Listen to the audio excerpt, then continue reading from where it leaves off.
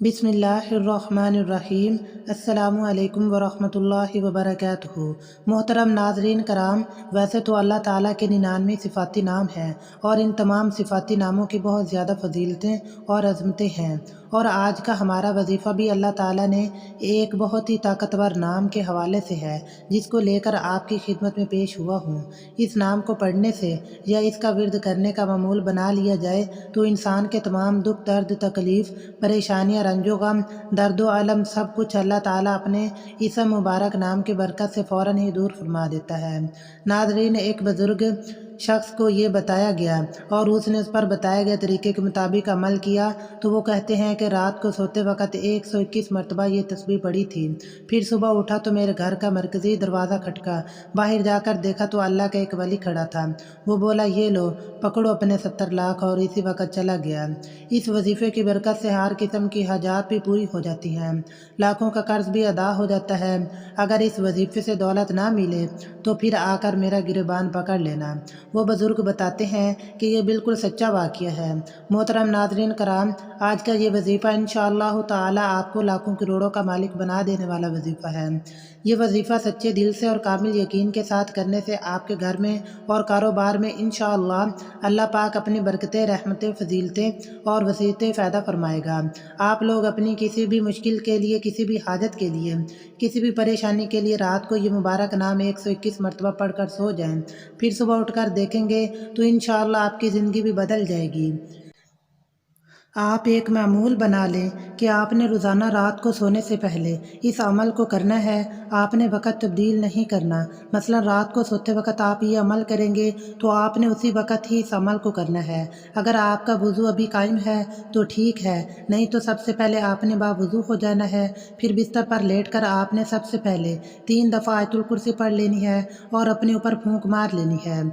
उसके बाद आपने दुरूद शरीफ पढ़ लेना है। दुरूद शरीफ आप कोई सा भी पढ़ सकते हैं। दुरूद इब्राहिमी पढ़ लें या छोटे से छोटा दुरूद सल्लल्लाहु अलैहि वसल्लम पढ़ सकते हैं, ये आपकी मर्ज़ी है। दुरूद शरीफ को आप अच्छे तरीके से पढ़ लेना है। एक बार सवाब के तौर पर मेरे साथ भी दोहरा लें। बिस्मिल्लाहिर्रहमानिर्रहीम। अल्लाहुम्मा सल्लि अला मुहम्मदिन व अला आलि मुहम्मदिन कमा सल्लैता अला इब्राहीम व अला आलि इब्राहीम इन्नका हमीदुम मजीद। अल्लाहुम्मा बारिक अला मुहम्मदिन व अला आलि मुहम्मदिन कमा बारकता अला इब्राहीम व अला आलि इब्राहीम इन्नका हमीदुम मजीद। नबी पाक सल्लल्लाहु अलैहि वसल्लम के पाक फरमान का मफ़हूम है कि जो शख्स मुझ पर एक मरतबा दुरूद शरीफ भेजता है, अल्लाह ताला उस पर 10 रहमतें नाजिल फरमाता है, उसके 10 गुनाह मिटा देता है और उसके 10 दर्जात बुलंद कर देता है। इसके अलावा दुरूद शरीफ कसरत से पढ़ा जाए तो परेशानियों से निजात मिलती है। उसके बाद मुकम्मल खामोशी, सुकून, इत्मीनान से अल्लाह पाक का मुबारक नाम या वहाबू या वहाबू या वहाबू 121 मरतबा आपने इसको पढ़ना है। मुकम्मल सुकून के साथ, ध्यान के साथ आपने या वहाबू पढ़ना है। आप सारा दिन गुनाह करते हैं, अल्लाह ताला की नाफरमानियाँ करते हैं। जो काफिर हैं, अल्लाह ताला तो उनको भी रिज़्क और मालो दौलत अता कर रहा है, क्योंकि वही तो देने वाली ज़ात है। वो वाहिद ला शरीक है, वो बेनियाज़ ज़ात है, तो उसकी ज़ात से जब आप मांगेंगे तो वो कैसे अता नहीं करेगा। इसको पढ़ने के बाद आपने 11 मरतबा सूरतुल कौसर को पढ़ना है। बिस्मिल्लाहिर्रहमानिर्रहीम। इन्ना अअतैनाकल कौसर फसल्लि लिरब्बिका वन्हर इन्ना शानिअका हुवल अबतर। ये सूरतुल कौसर ऐसी ताकतवर सूरत मुबारक है और रिज़्क के हवाले से, दौलत के हवाले से, कसरत रिज़्क के हवाले से, वसीयत रिज़्क के हवाले से बहुत ही ताकतवर सूरत मुबारक है। ये ख़ास तौर पर मेरे नबी करीम सल्लल्लाहु अलैहि वसल्लम की शान में ये सूरत मुबारक अल्लाह पाक ने अता फरमाई थी।